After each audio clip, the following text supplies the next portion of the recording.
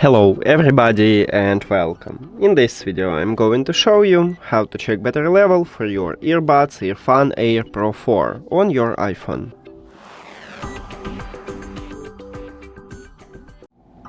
And basically we have two options how to check it.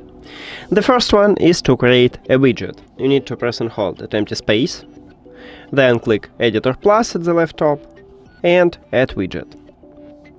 Now scroll down and you need to find batteries. Then tap at this line.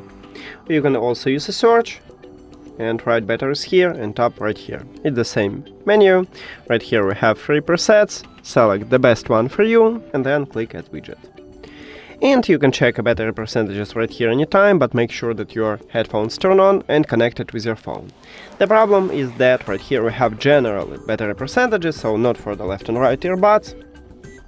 But we have the second method, is to use an application. You need to open EARFUN Audio app, and of course you need to add your headphones to the application. Then you will see them at the device list and you need to tap at your earbuds.